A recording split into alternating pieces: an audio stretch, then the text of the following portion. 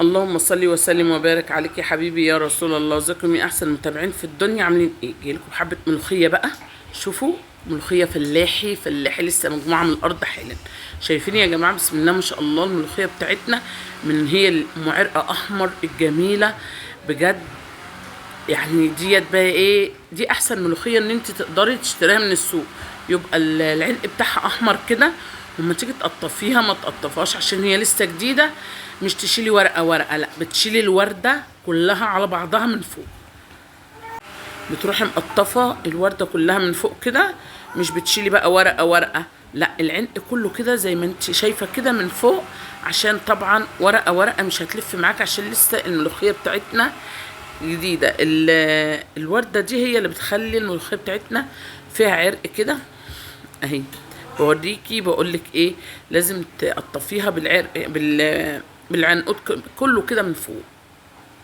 وطبعا بعد ما رحت مقطفاها كلها كده لازم بقى تتغسل. ليه؟ طبعا هي بتبقى مزروعه في الارض، كلها تراب، كلها طينه، كلها ما تعرفيش فيها ايه. لازم تتغسل قبل ما تعمليها. جبت طبق ميه كده ورحت نازله عليها كده بالملوخيه اهو، قدامك بقى تشطفي فيها مره واثنين وثلاثه لغايه ما تحسي، تبصي في الميه من تحت ما تلاقيش فيها اي رواسب اهو. بوريكم الحاجات اللي بتبقى طالعه منها ايه. بيبقى ما فيش في الميه اي رواسب ولا اي حاجه. تحسي ان الميه بتاعتك نظيفه وصافيه كده وجميله. خلاص كده خلصنا، عملت الملوخيه اهيت وصفيتها مره واثنين وثلاثه في المصفى لغايه ما احس ان هي الميه بتاعتها بقت نظيفه خالص اهي يا جماعه. كده ميتها نضيفه خالص اهيت. بس برضو هنعيد عليها تاني عشان الحتت الصغيره اللي كانت نازله منها دي نمنعها خالص منها. اهم حاجه انت تحسي من جواك ان هي نظيفه. خلاص كده نطفت معانا. فبروح جايه حاطه الملوخيه في المصفى تتصفى، وتجيبي حته بقى نضيفه كده وتروحي مفرضاها عليها، وبعدين تروحي خرطاها مع قرن فلفل احمر كده.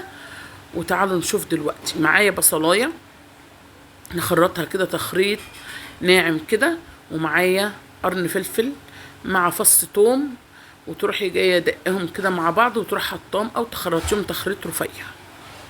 وتروح حاطه معلقه كمون، معلقه كمون محترمه كده، ومعلقه كزبره ناشفه، مش ننسى الحته دي، ومكعبين من ماجي كده.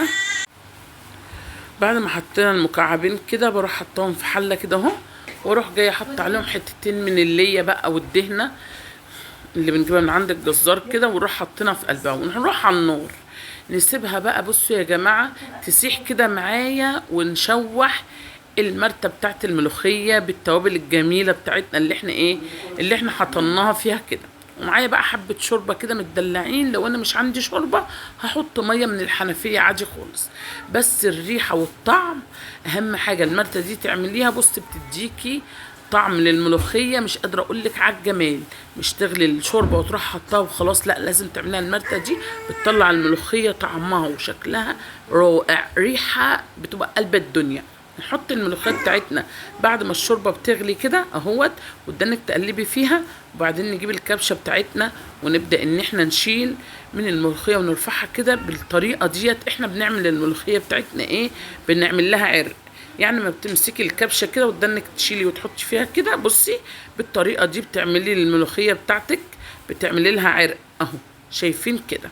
خلاص الملوخيه غليت معايا. بجيب دلوقتي توم مع حته من الليه مع حته سمنه بقى.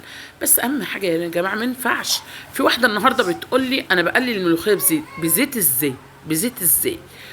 فروحنا جايين دلوقتي محمرين التومه اهي، وحطينا معلقه كزبره اهو، ونروح جايين حاطينها على وش الملوخيه. الله الله على الطشه الجميله، الله على الطشه الجميله.